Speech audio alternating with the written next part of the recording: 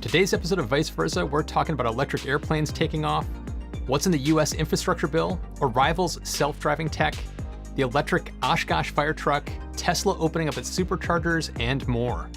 And as usual, I'm joined by Ricky Roy. How you doing, Ricky? Doing good, Matt. Had a video go out today, so it's always a good day. How about yourself? Pretty good. Things are going pretty well. What's your video about? Sure. So we'll start with mine.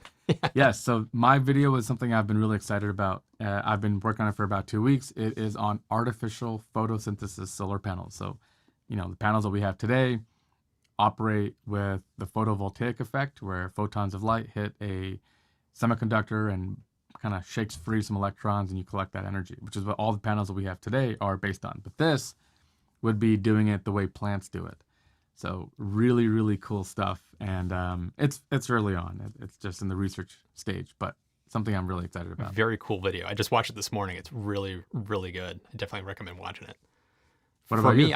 I put out a video on the Span Smart Panel. I got that installed a few weeks ago, and I've been living with it for a while. And not to give away the review, but I love this thing. It's just, there's so much potential, and it fills kind of a missing gap in the user experience when you have a solar battery powered system, and it's so good.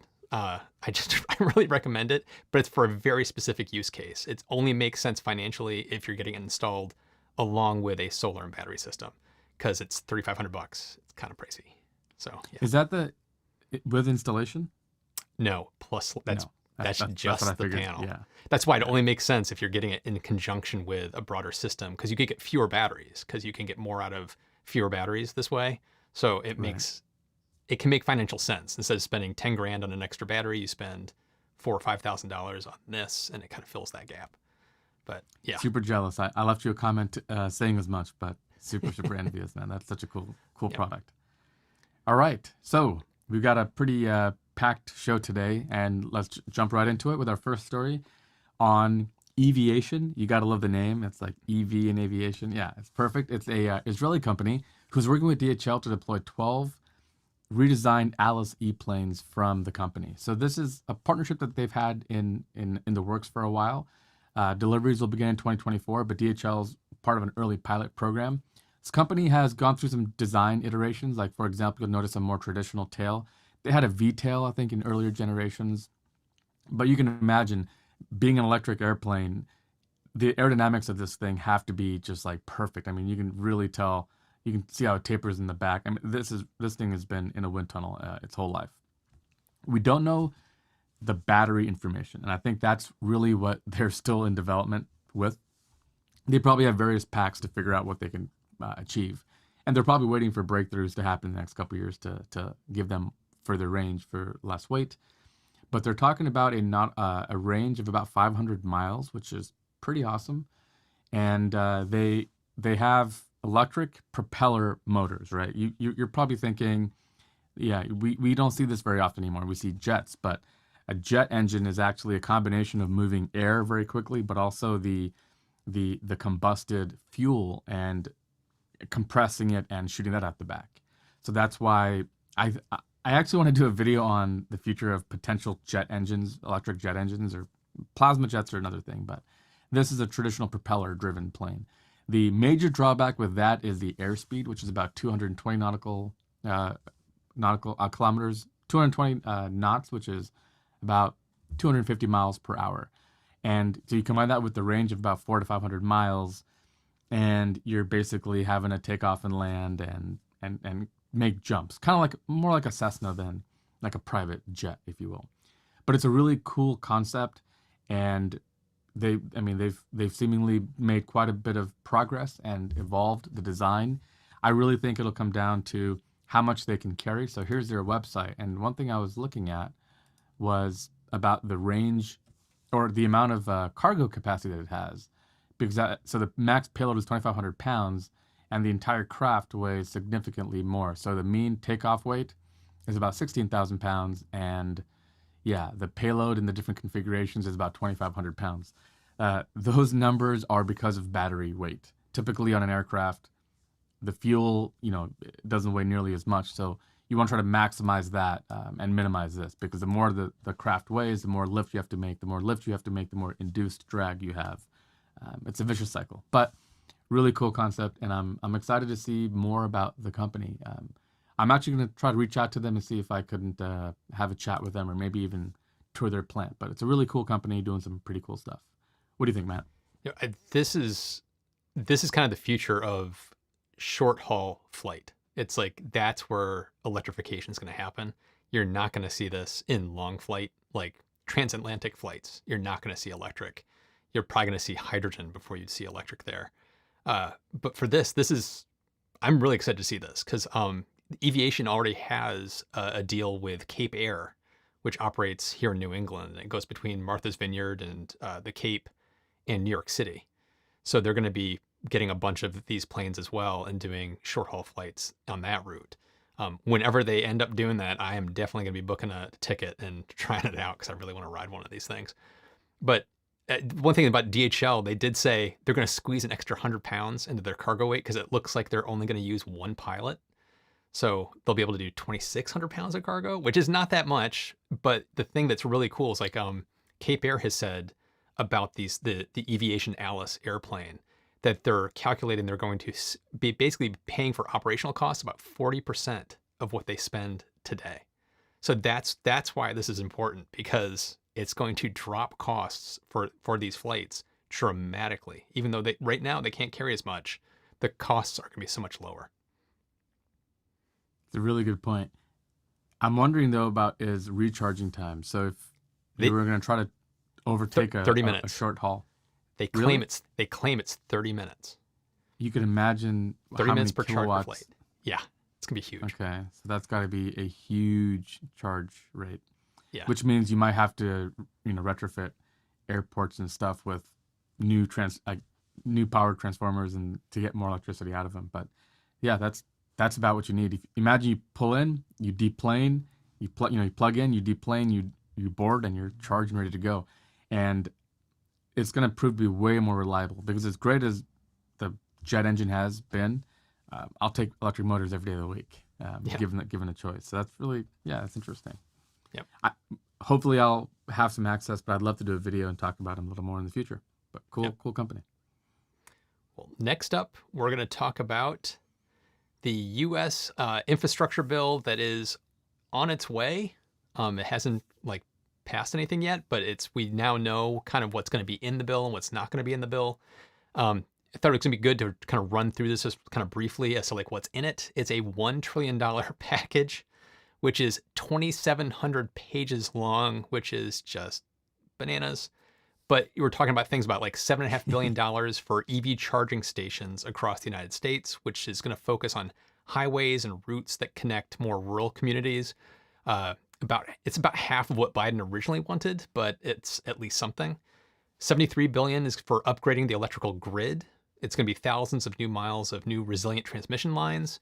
This is also very important for EVs, because as we start to go electrify everything, it's the demand for electricity is going to be going up, so we have to be upgrading our grid as well. $7.5 billion for zero or low emission buses and ferries. $66 billion for passenger and freight rail upgrades, in the Northeast Corridor and elsewhere. $100 million for roads and bridges. $21 billion for cleanup of polluted areas. And what's not in the bill, and this is the one I think a lot of people watching this are going to be interested in, is there's nothing about the EV tax credits. It's not going to be in this bill at all. It's going to be in something completely separate.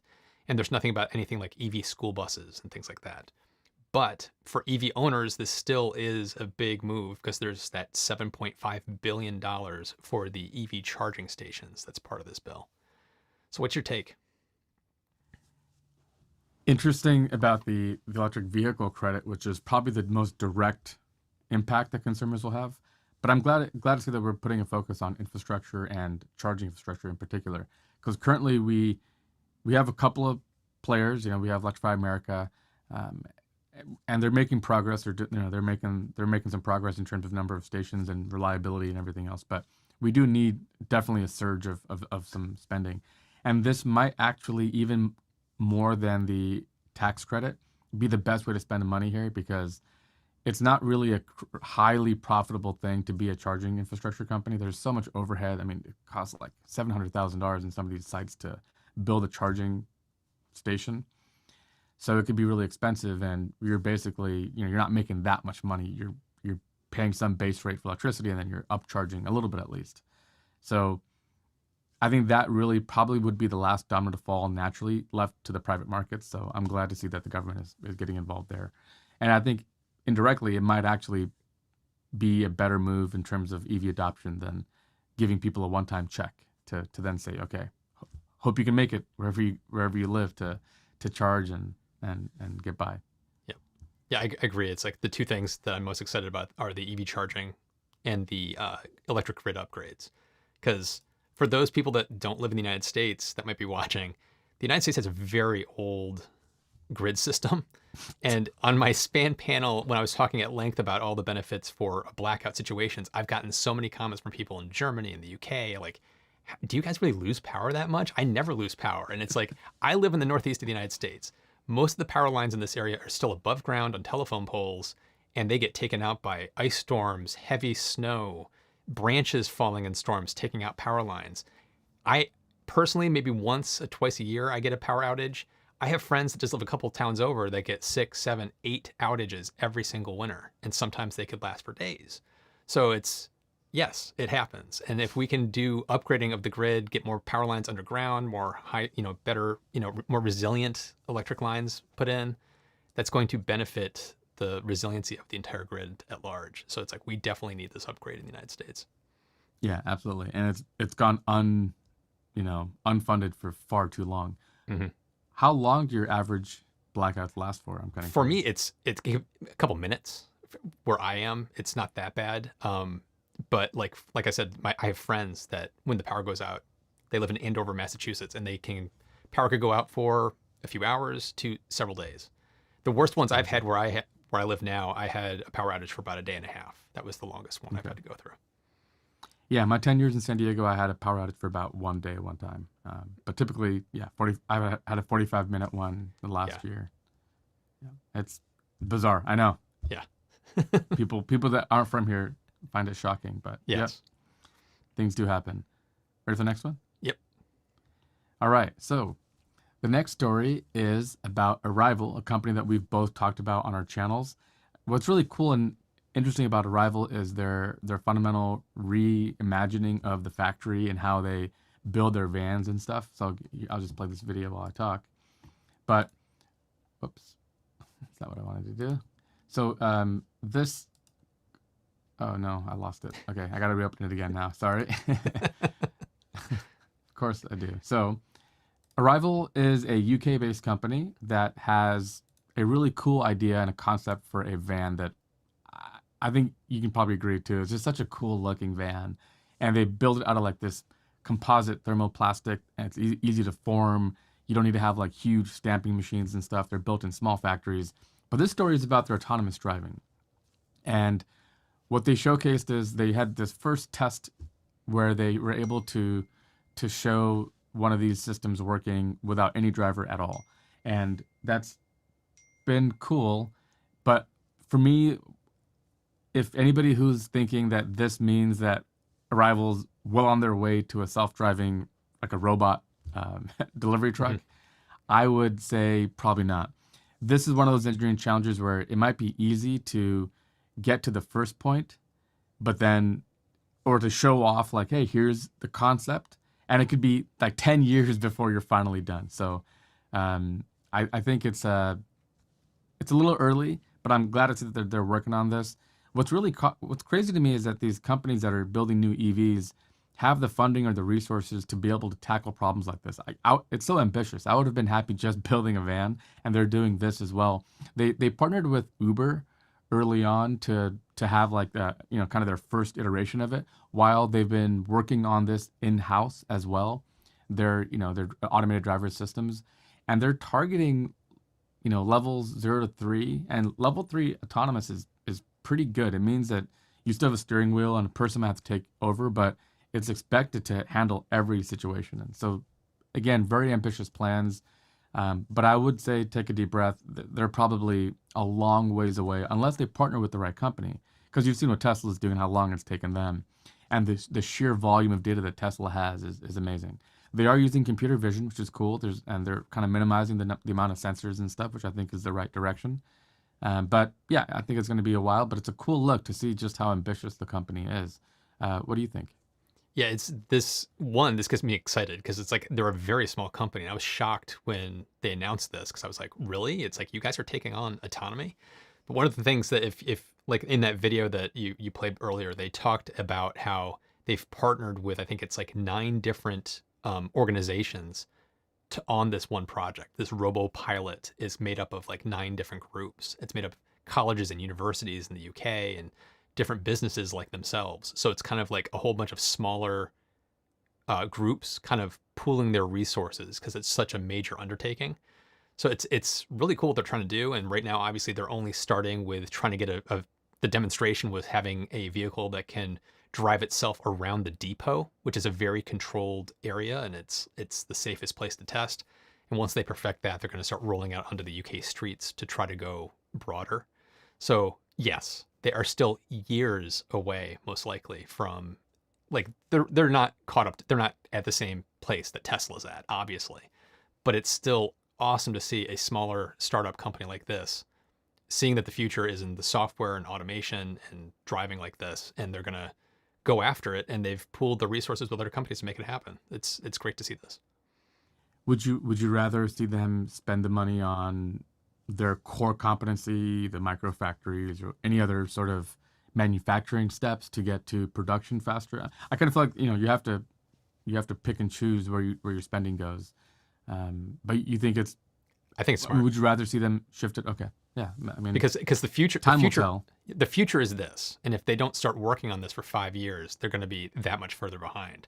So it's like their micro factory strategy is a very affordable way to get up and running quickly, and they're already doing that to build UPS trucks and working with Uber. So I think they've kind of got that figured out. And so like the fact that they're also doing this in conjunction at the same time, they're walking and chewing gum at the same time, they're looking towards the future. I think it's a smart move to do that. Yeah, because otherwise you're banking on some company figuring this out. Yep. And it's a tough bet. Yeah, I'm with you. It makes sense to diversify a little bit. Yep. So ready for the next one? Yeah. All right. So next up, we're talking about Oshkosh, a company I didn't know anything about, but it's Oshkosh Corporation. And part of the reason I didn't know anything about them is they're a specialty vehicle maker for specialty trucks. So they make things like fire trucks. They make things for the military. They basically have created the first EV fire truck that's in operation here in the United States. And that's no small feat. So I got to tip my hat to them for kind of being the first one there. Volvo has done something similar for themselves, but this is the first one in the US. And it's built on a platform. I can't remember what they call it. It's what is it? The Volterra platform is what they're calling it. Now, it still has, the downside is it still has an internal combustion engine, but there's a very good reason for that. And it's because the batteries are only good enough for basically getting the truck around and for quick action. So like if they have to use the pumping to do some short-term pumping for the fire hoses, it'll work fine. But if they have to do extended operations, you really need a generator that's going to be able to put out the power for long periods of time. So it still has an internal combustion engine for those times. So it's going to make it a very reliable, robust solution. But for getting to and from the fire station or going out to like EMT calls, it can be completely battery powered. So 0 emissions. One thing I thought that was funny about this company is, like, because I didn't know much about them and I was looking into them, they're also the company that created the new U.S. Postal Service EV. And if you've seen images of that monstrosity, that thing is embarrassing. And I thought it was funny because on their website, what they did say was, when they were touting that vehicle, in the quote was, "This vehicle for the post office was designed by Oshkosh engineers and based on parameters provided by the USPS." And to me, that felt like a way to kind of deflect and say, if you don't like the way this looks, point your finger over there. We were just doing what they asked us to do. So I thought that was funny. But for me, this is very exciting because this is just another example of EVs in large form vehicles where typically you would not think it would work. Here's an example of it working. What's your take? I had made a video about Oshkosh, or about the USPS truck. By the way, if you go to my screen, this is the monster that he's talking about. Yes. It's almost like they deliberately tried to make it hideous. It's a weird thing to be after, but I mean, it's just a really ugly truck. It's oddly ugly. And I remember the article that I was reading about this compared it to the Royal Mail trucks that Arrival was building, which were gorgeous. These like Yes. nice red shaped, just beautiful vans. And I was thinking, what the heck is this? So the part of that story was that this truck was slid in as part of the previous administration.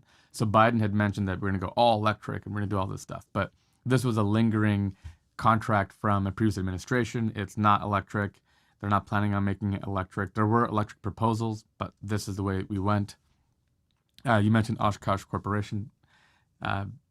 Always a fun name to say. Not Yeah. the kids' clothing line, but yeah, largely military contracts. They build a bunch of like military trucks and stuff. And this fire truck is really cool. So this to me was the first positive or really exciting thing I've heard from Oshkosh, because sure, it's not pure electric. There's like a generator component to it, like you mentioned. But imagine this, like when a truck, typically like especially in urban settings, so maybe not everywhere, but a truck pulls up, the first thing you do is you go tap into the fire hydrant, right? Because you have thousands of gallons on hand. But if you're fighting a fire for more than a couple hours, you'll be out of water. So first thing you do, come in and grab the hydrant. Imagine having this massive 100 kilowatt, 200 kilowatt charging infrastructure right next to every hydrant in the future, or something like that, right? Where a truck like this pulls in, you tap into it and you're charging it back up. A truck like this needs to reserve most of its capacity for water. Electric, EV batteries currently the energy density just doesn't compete with diesel.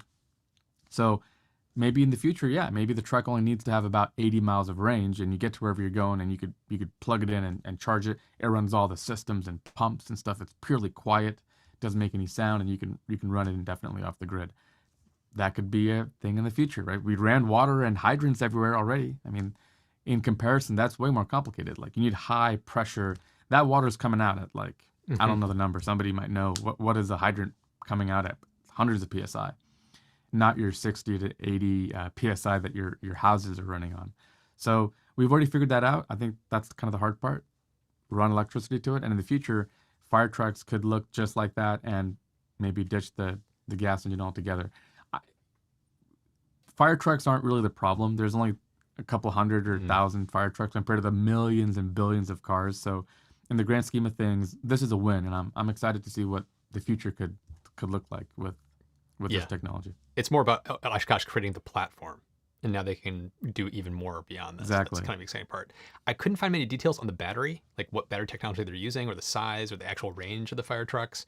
But I did find that they said that the battery will recharge in 90 minutes. That's the only kind of spec I found.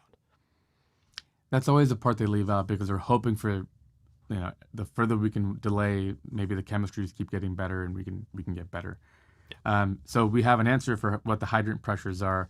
Smell My Musk said 420 PSI, which is really specific. And then Stickers at 20 horsepower. I love that. That's fantastic. He says correct, between 400 and 450 PSI, which is a lot of pressure. So very cool.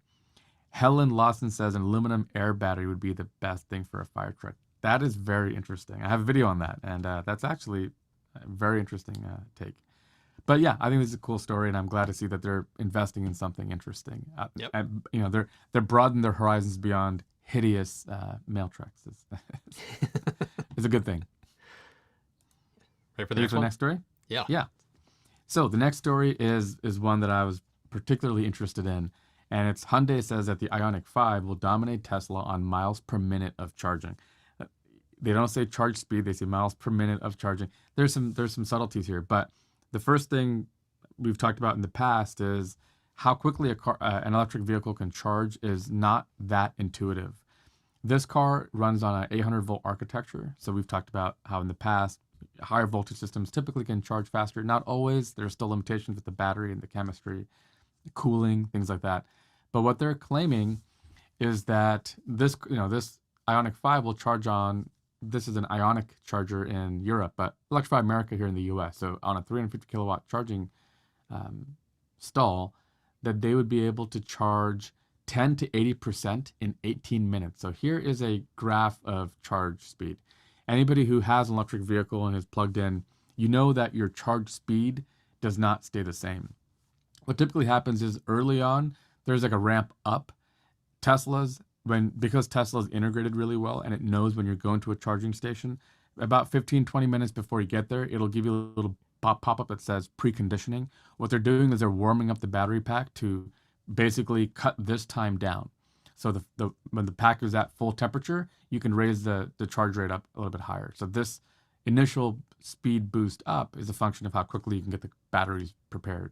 Then you'll continue to climb to some point where you'll hit your max charge speed, and then it'll taper down. And the reason is the battery's ability to accept charge is reduced as the state of charge, how much charge it has, increases. So you'll get this is a kind of a stepped curve. It's not the most ideal visualization, but the bottom line, and we were talking about this before the show, it's not often I get to bring up calculus on vice versa, so I'll do that for a second. But the name of the game here is area under the curve. So if you take this area under this curve, that's how much energy you're deploying. Now, if you want to make that shorter, well, you shrink this curve this way, make it skinnier, and you make it taller. That would be how fast you can charge, and that's what you want. If you have a slow charging car, well, then you're going to have a very fat and short curve. So you never get very high in terms of charge speed, but the amount of time you'll need is much, much longer. So to deliver as much energy as possible, you want to go up as high as you can and stay up as high as you can. And some of the things that get in the way are the battery pack's ability to discharge heat. If the battery pack gets too hot, it'll taper that charge rate very quickly because you don't want to degrade the batteries prematurely. So we've talked about how the Taycan is actually a really good charging car. One of my friends, Kyle, who runs Out of Spec Motoring, set the EV cannonball record in a Taycan in the dead of winter, believe it or not, with snow and stuff. But what he found was that the Taycan is able to keep a really high charge rate for a very long time. Tesla's, like my Model 3, I think is really good, but not perfect. Like the 250 kilowatt charge speeds, I see that for like a minute or two, and then it starts dipping down really quick. And by the end, I'm around 50 kilowatts near the end, typically. Matt, what kind of charge speeds have you seen, and what do you make of the story in general? It's the same thing for me. I'm typically seeing charge speeds. Like I was just saying to you before got on the live stream, I was charging in Connecticut at a 250 kilowatt charger, and it was that 250, like what felt like that. It was there for just a couple of minutes, and then it quickly ramped down to what I normally see in a older version supercharger. So it was kind of like the benefits of that 250 were very short-lived, and then it kind of started ramping down very quick. So yeah, I'm seeing the same exact thing you are in my Model 3. It's one of those things that's the most misunderstood part of EVs when people talking about like, oh, this charging network is 250, this one's 350. It's like that almost doesn't matter, because what matters more is that charging curve. If you can keep that charging curve higher longer, that's what matters. We were also talking before we got on about the more meaningful way to describe it is that 10 to 80% charge time. And you even made the point of you take that 10 to 80% charge time and then say how many miles you got in that time frame. And that is the most meaningful way to describe it to people. Like you're going to get 120 miles from, in 15 minutes going from 10 to 80%. It's like knowing that is going to make way more of a difference in the conversation than just saying I can charge at 250. Well said. Well said. Yeah. The thing people typically do is they'll do a divided by. So like, I got 50 kilowatts and it took 30 minutes. Therefore, my charge speed is this. The minute you do that, though, you're doing a linear averaging, and that isn't that telling, because what if, and also if you're trying to make the fastest times possible on a road trip, drive down to about 10%, charge it up to about 50 or 60%, and then hit the road again, because that final 30, 40% you're getting much slower charging speeds and stuff. But it's this is the sort of stuff I think that we need to enlighten people, and also there needs to be a cleaner, easier way to tell people about how charging works. When I was in Oregon, I met with a company called Chargeway.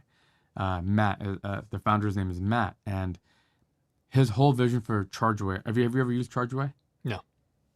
So his whole vision was, look, when somebody fills up gas, they know regular, mid-grade, and premium. Supreme. Is it premium? I've already forgotten all the gas terminology, man. Or octane, right? 87, 91. Like, they know octane. That's it. That is the only data point any gas driver has. So what he did with his app was, first of all, the different charging standards are different color bubbles. So Tesla is red, Chatamo is blue, going away. Green is CCS, pretty much everybody else. Then he has a number system between 1 and 7. So if you go to a Tesla 250 kilowatt charger, that's a Tesla, so that'd be a red 7. If you do a 150, it'd be a red 6. So basically between this number format and this color format, you pick your car, you tell them, I drive an Ioniq 5, and then it would just be a number. It would he's trying to take the guesswork out of it, and his logic and his app is really cool. So anybody who has an EV, check out Chargeway. It's a free app. They make their money by talking to utilities and the back end of it. It'll always be free, and it kind of takes a little bit of the guesswork out and makes it like, if I was going to tell my parents about charging, this is how I want to explain it to them. I don't want to talk about calculus. I like to keep the calculus out of it. Yes, I agree. It needs to be simplified. That sounds like a really good user experience that they've created, and it needs to be. There needs to be a standard just like that. I think you'd appreciate it, Matt. Actually, yeah. I think you'd definitely appreciate it. Yeah. You ready for the last story? Let's do it. Kind of connects to the story you did earlier. It connects directly to that story. Tesla opening the supercharger network is going to. Okay, so part of this story is we already knew this. We already knew that they were planning on opening it, but there was speculation as to like why now, and we kind of have a big hint, and it's that big infrastructure bill that we just talked about before, because that $7.5 billion that's going to be invested into the charging networks is only available for charging networks that are open to basically any EV. And right now, Tesla is Tesla only, so they would not be able to tap into the grants that are going to be coming from this bill. So Elon opening up the supercharger network is, I don't want to say it's a cash grab, but it's a way for them to kind of help supercharge the supercharger rollout, because they will be able to take advantage of some of these grants to speed up the supercharger rollout, which obviously makes perfect business sense. It's great for all of us. It's great for the industry, especially since there's opening it up to everybody. It's going to require an adapter, obviously, for non-Tesla owners, which is the one downside, I would say, in this. And this is where I kind of come back to, I wish Tesla would kind of go the route that they're doing in the EU. They're doing it there because they have to, because they're being forced to. But Teslas over there use the CCS charging adapter. It's like, it would be great if we could have the same thing here. And then you wouldn't have to worry about adapters for anybody. We're all just on CCS. That would be kind of my wish list. What's your take on this story? You're muted. Thank you. Sorry. Thank you, Robert Klauko, for your super chat. He says, greetings from my at-home vacation, a staycation. That sounds incredible. Congratulations on that, and I hope you're enjoying yourself. First of all, it's a very smart move on Tesla's part, because Tesla's funded it themselves so far, and I've mentioned they pay between like $350,000 and $700,000 for a new stall, and if you've noticed, their ambitions are wildly more ambitious now. The Fireboss supercharger station, anybody who lives in California, I think it's like 60 stalls covered in solar panels. That has to be a multi-million-dollar installation. So do they really want to keep doing this themselves, or do they want to? Remember, their mission statement is to accelerate the world's transition.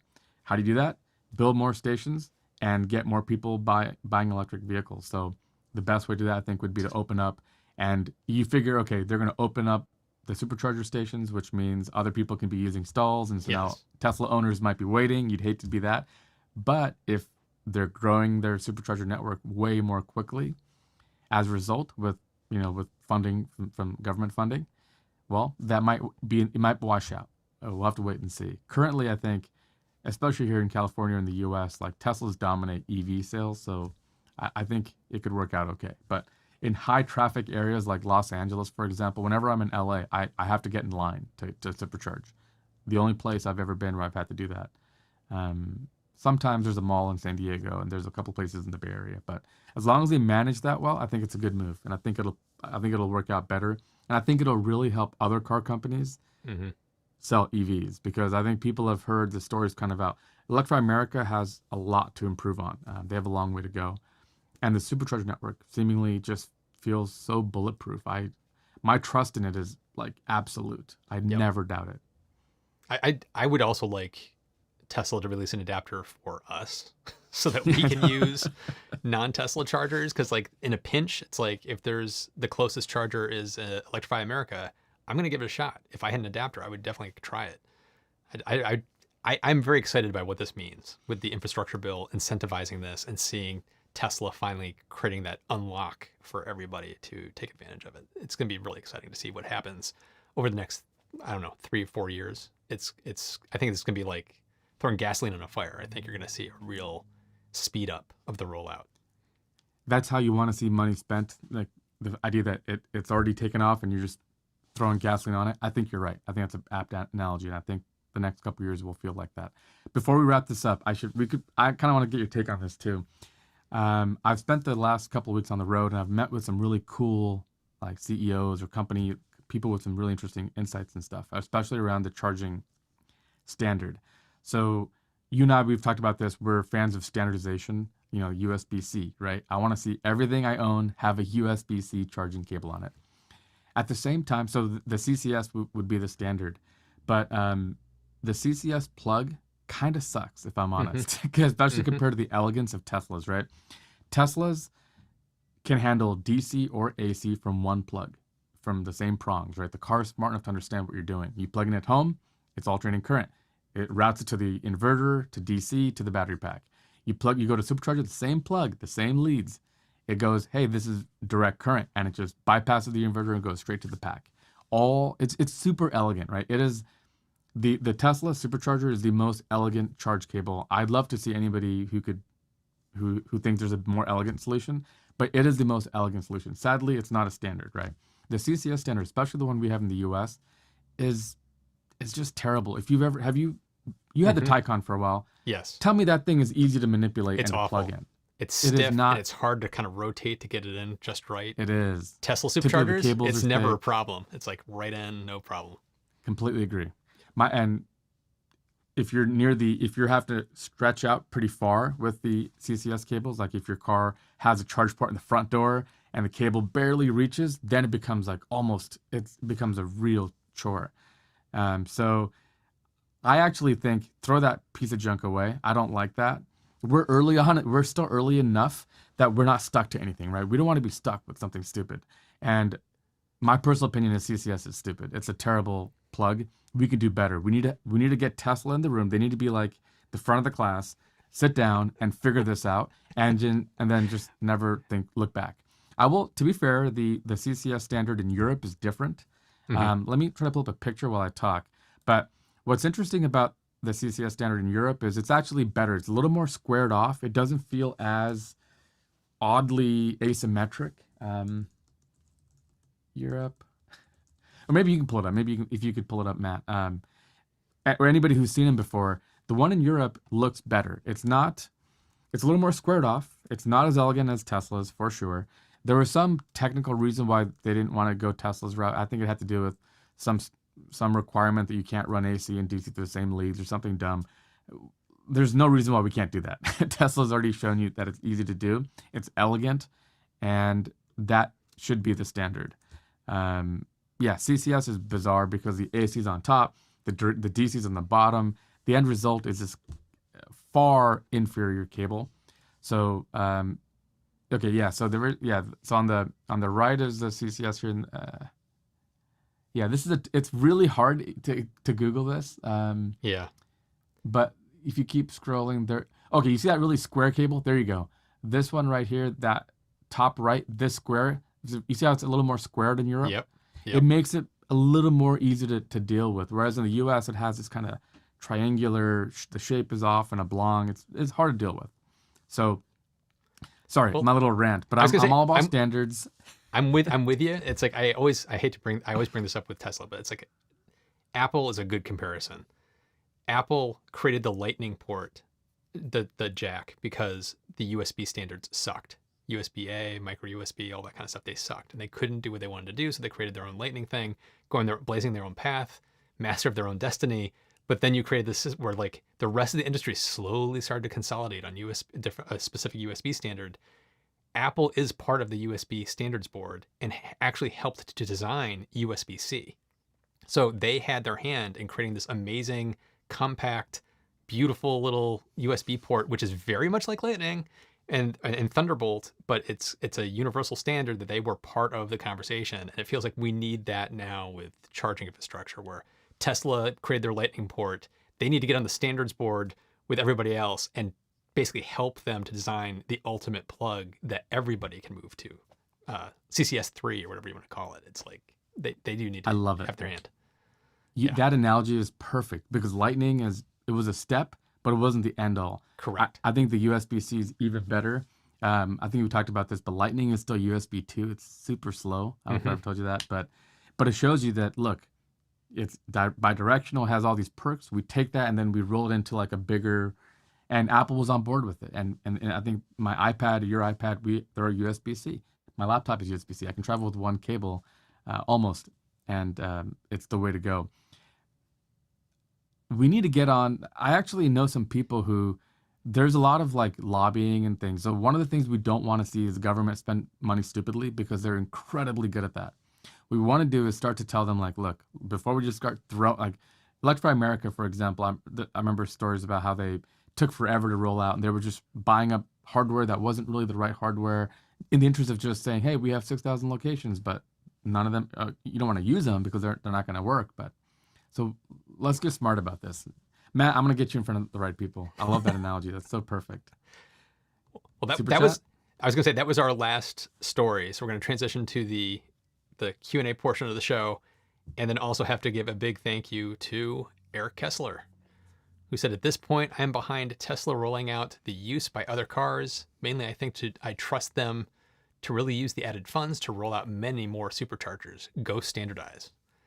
Thank you, Eric. Well said. And well said. Yeah, I'll get off my soapbox now, but yeah. It's a good soapbox.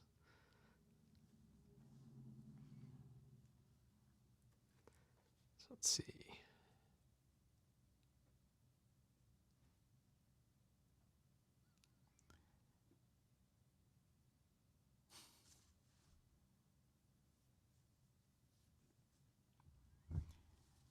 Bong Hollywood has a point, I think, for you. He says, I should use SPAN, the smart energy meter, the service panel, if I have both central AC and a multi-zone heat pump climate control, preventing both of them from running at the same time without replacing my full electrical panel.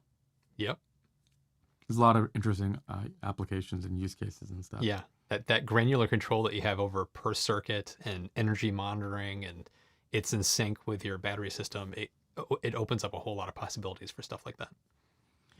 Okay, this I think probably will dominate the airwaves for the rest of the show. But Daryl McBain has a point that I found this flabbergasting.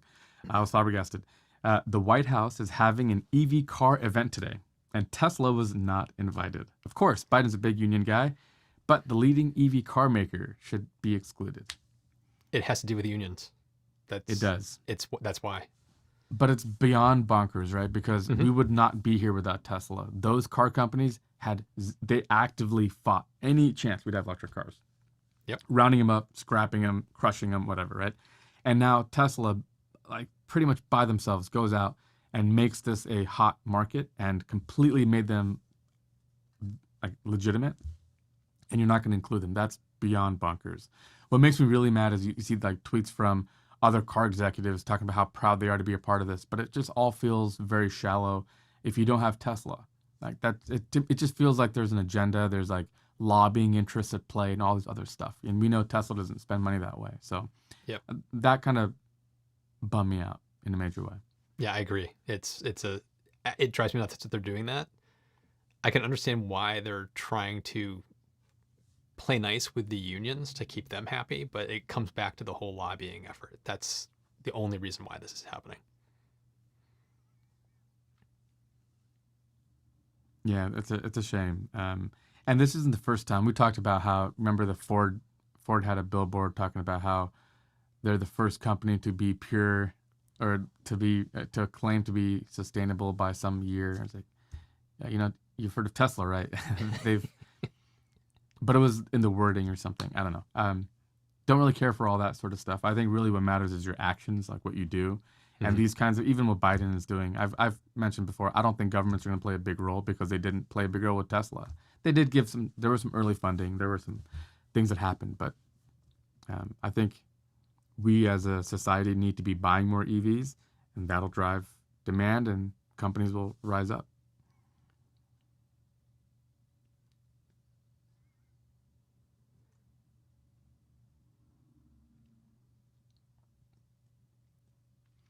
Did you hear about this one? So Lax Lifters, his name's Mario. He says, thoughts on Elon taking responsibility for the Tesla settlement regarding throttling of EV range. Did you hear about this? No, I did not. It was a little bit of an Apple story where there were stories of some older cars getting their ranges throttled in the interest of like preserving battery or something. And it was very opaque. Like the users didn't know that it was happening. A lot of the times, really, it's a transparency. It's a problem more than the intent. Yep. But Elon came out on Twitter and he just owned up to it, and he's like, "Hey, we're sorry. That was, it was a really cool look because again, if you don't have a PR team, your CEO has a lot of hats to wear, and one of them is dealing with every tweet on Twitter. So it was I think it was cool to see. I wish he didn't have to waste his time with things like that. I'd rather see him spend his time on other stuff, but he's a cool dude. Cool. This is why it's like I always say this, and it's kind of controversial, but like I really wish they had a PR department. I really do. That is, because it's like to get ahead of this. It's like he makes the call. This is what we're going to do, and the PR team can work with getting that information out in a very well-respected way ahead of it, so he doesn't have to be reactive like this. It's like I'd rather have him focusing his time on things that matter and not having to be reactive on Twitter to explain stuff like this and do apologies. Yeah, I see it both ways. I know how much they spend their money on the right stuff. I mean, look at their product lineup; it shows. But you need one person, three guys. Yeah, one. 3 guys that just kind of take care of it. Just that way one. Elon doesn't have to. They're but one Elon does responsibility. love. Yeah. But he does love this, right? He does love having his pulse on what's happening with his community and his fans and his detractors as well, and being on Twitter. So I don't think he thinks of it as work. And I think increasingly he is trying to make this company about more than just him. So maybe it's okay. Super chat from Bill O'Barr. Thank you very much, Bill. And you say Tesla is reportedly going to buy BYD's new Blade batteries, maybe for the Model 2. What's your take? I had looked up this Blade battery, and from what I gathered, it was largely just a marketing term. I think it was a combination of a couple things. I could be totally wrong on this. I thought it was a lithium iron phosphate battery with like a special form factor or something. Tesla's basically buying every battery they can. I think it's the right move. They sell every car they make. There's probably if they could get twice as many batteries, they'd probably sell twice as many cars. So I think it makes sense as far as bringing down the prices and stuff. Those batteries probably aren't as energy dense, but if they're cheaper and they can roll out a cheaper car, I think I'm all for it. I'm all for every company getting their hands on batteries because the more demand there is, supply should come to meet it, and we'll have more EVs on the road. A new favorite comment of the day, Michael Altoon says, "Purple really brings out your eyes, Ricky. You know those baby brown eyes of my dark." Thank you, Michael. You made my day. I'll be sure to let my wife know. This is her choice in shirt. We always forget to ask. I mean, Claudia's in there doing it, but like if you're enjoying the show, hit that like button. It really does help. Yes, I'll do it myself. Boom.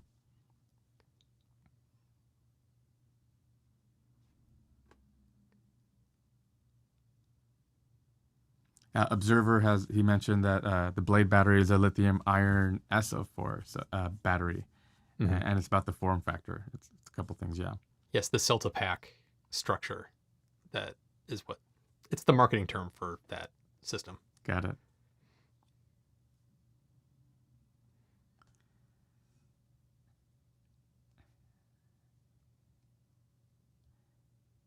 going back to the fire hydrant story, James Johansson brought up fire hydrants have the same pressure as the water main. The pump on the fire engine adds the pressure.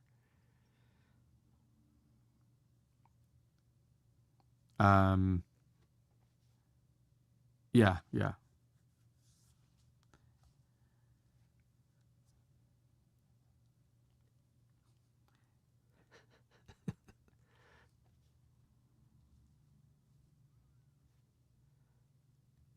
We gotta get those likes up though for sure. Yeah. Eric Kessler with the going. Eric Kessler with the Atlas Shrugged analogy. And if you haven't read that book, I don't care about the politics of it all. Great books are great books. And Atlas Shrugged, I think, is a great book. It's definitely worth reading. He says Elon reminds him of Henry Reardon and his Reardon Steel Company. I think Elon would be okay with that comparison as well. I think he has a lot of the same political views. 47 Solar is asking, what's the one more thing going to be at Tesla's AI Day? The thing that's getting all the buzz is this robotic thing that's going to be happening. Like all those tweets that came out from somebody that's working on that got deleted. It was like, because he let the cat out of the bag a little too early. It's created a whole bunch of speculation. I don't think it's going to be anything like that we should be like getting way too excited for. It's going to be cool. I bet it's whatever they're going to talk about is going to be neat. But it sounds like it's going to be more about their manufacturing robotics than anything else. It's not like we're going to have Tesla's robot butler you're going to be able to buy for your house. I think it's going to be more about the manufacturing. But I think that's going to be the one more thing. I agree. I think Tesla's not really typically the kind of company to show off prototypes or flashy stuff to get people excited and then not have any interest in it. Mm-hmm. So for that reason, I don't really see them building like a robot butler just to show off stuff. Like, is it Osimo, I think, Honda has this little robot that's super cool, and they've been developing it. And I think that the technology that they invest in him pays off in other ways. But yeah, I think Tesla's goal, and Elon has said as much, Elon has said, self-driving is not our thing. Every car will be self-driving. I've said this myself. In 10 years, it'll be an utter commodity, right? Electric vehicles, all cars will be electric in 10 years. And I can guarantee that Audi and Porsche, they're going to do a lot of electric motor development, and they're going to make amazing cars too. What Elon always says is Tesla's true core competency is going to be manufacturing. They're going to be the best manufacturing company on earth, and I believe them. If you look at the major gigacastings, they're fundamentally rethinking how a car is built, and I think they'll take this approach to everything that they do, and I think it's going to be highly autonomous. And by the way, let's give them credit. They build cars in America. They build cars in California. Who would have been crazy enough to imagine a car company building cars in California? You'd have to be a nut, and they're doing it. And I think the way they're going to approach this is going to be automation to levels we've never seen, and that's really where I think autonomy and AI, robotics really will pay dividends first. And I trust no company more than Tesla to completely radically transform the factory of tomorrow. There's some funny comments about the robot. Like there's one from, I think it's Erie. I want a Tesla robot to dance with fans and to slap car keys. Somebody else, Rui, wrote, Snake Robot is back. I saw that. Yeah. You know what that reminds me of? Imagine you're building like an app that will go to weather.com and find data. And then imagine building a robot that moves a mouse and keyboard to do the same thing. That's what it feels like. It's like, they have APIs. This is not the way to do this. This port, the way that Tesla has it today, is not made for automation. It's made for a manual user. When we get to an age where we do this on a more automated way, the stuff will be on the floor. It'll be we're going to have different ways of doing this. That robot snake to me almost seemed like a Rube Goldberg machine. But yeah, it's possible, clearly. A bunch of people were asking when it is. It's next week, right? Yeah. Yeah, I've officially started my begging campaign to see if I can get an invite. I've never begged to get to Tesla events before, and I've never been invited to anything. Tesla has ignored my existence entirely. And it's I have a lot of referrals and stuff. I should be on your radar somewhere. So I sent out a beg. So if you see my tweet, retweet it. Let's see if I can get invited. That'd be fun.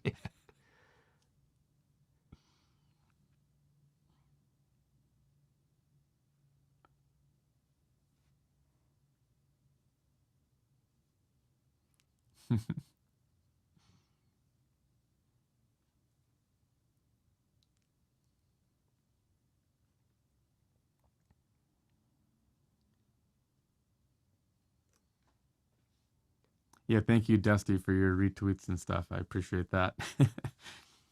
And he says Tesla robots are from Minnesota. Whoop whoop. I don't know. Is that true? Like do they buy them from a Minnesota company? I'm not sure the details on that, but interesting. And I mispronounced one of the names, which is not a shocker to me, but IRRI. Sorry about that.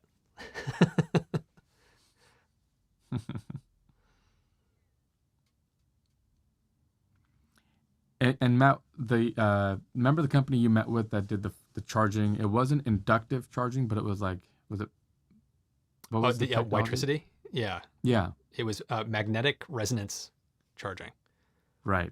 So inductive charging has a lot of losses. That's what we've thought about. But yeah, magnetic resonance is a different approach. Similar, but there's a huge boost in efficiency. So that could be a much easier way to do this in the future than a snake that is going to coil and plug it into a port clearly designed for a person, right? Yep. Yeah, the snake makes no sense.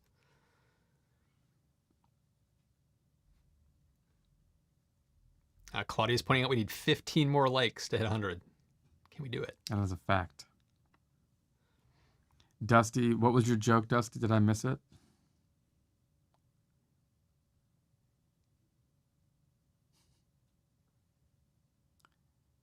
Anyways, he'll let me know. There's a comment from a little while ago. I'm going to mispronounce this. Dash Inkyo. Tesla graphics cards or gaming CPU. They have invested in developing their own chip. Can it be used for other purposes and recoup some of the R&D cost via retail? That is a fantastic question. Yeah. So I think some of the media computer stuff, they're actually licensing from AMD. So their investments in their own custom silicon are there. There's definitely some of that with the driving computers, and there's some other areas as well.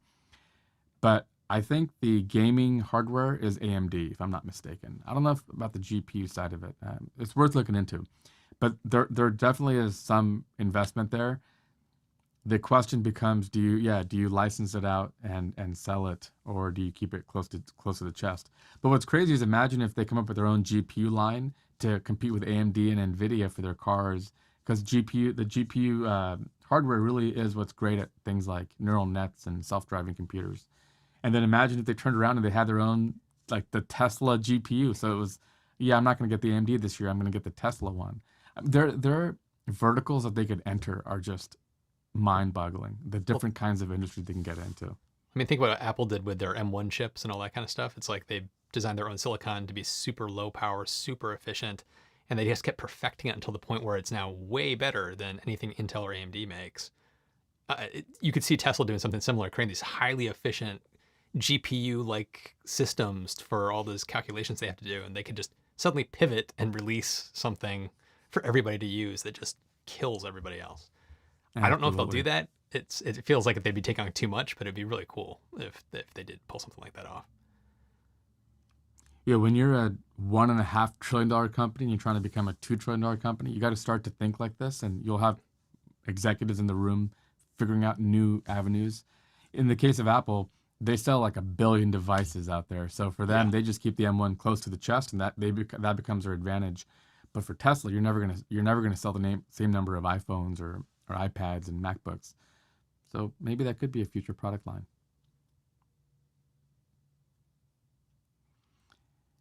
Tesla e-bike. Tom Jacob says, still waiting for the Tesla e-bike. Honestly, there are so many really, really good e-bike options out there right now. I'm working with a company called Serial One. I don't know if Matt, you are as well, but they make an e-bike that I'm going to be testing and reviewing soon. But there's probably I could probably name a dozen that are fantastic. So definitely check those out if you're really in the market.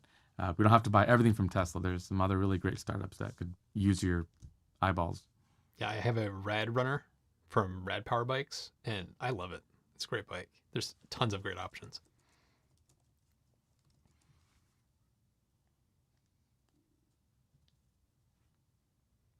Oh, that's right. Yeah.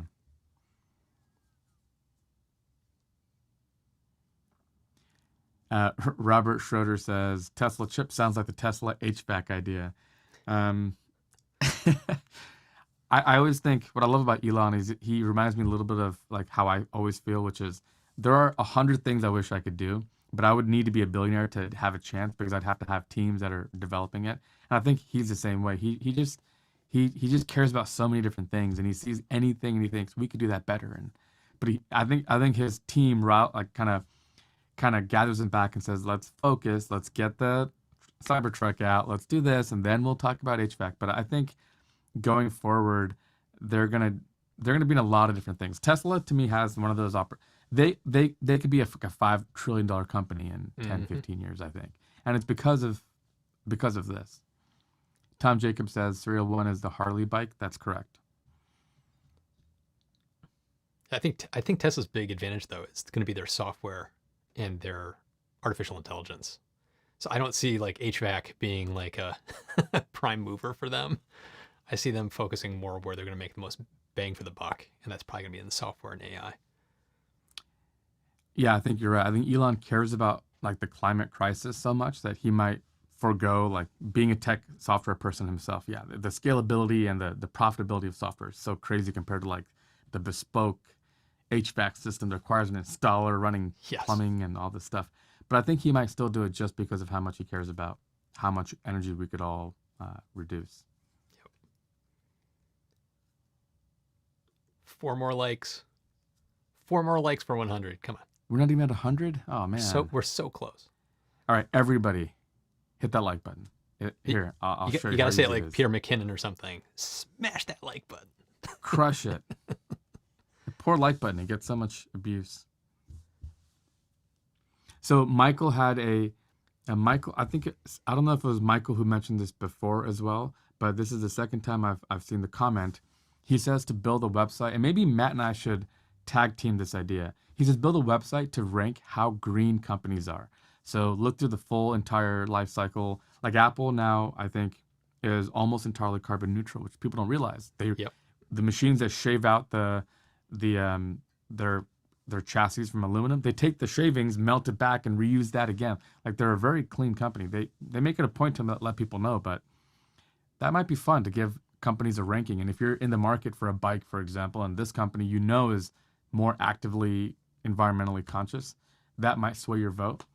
Yeah, Matt, let's talk. We'll talk about it. And Michael will have you come in and consult. Robert said, I can't hit the like button. I would have to unlike first. Ooh, we don't want that. Don't want that. But we did pass 100, so thank you, everybody. And it's also time. So we kind of have to wrap this up. Any parting words, Ricky? No, thank you as always, guys. We're humming along. And thank you so much for joining us and letting us talk about the stuff happening in the world today. Yep. And don't forget to subscribe if you haven't already. Hit the notification bell so you don't miss an episode. We're live every Thursday, 11 a.m. Pacific, 2 p.m. Eastern. And you can also listen to On the Go with the podcast version at viceversa.show. As always, thanks so much for watching. We'll see you in the next one.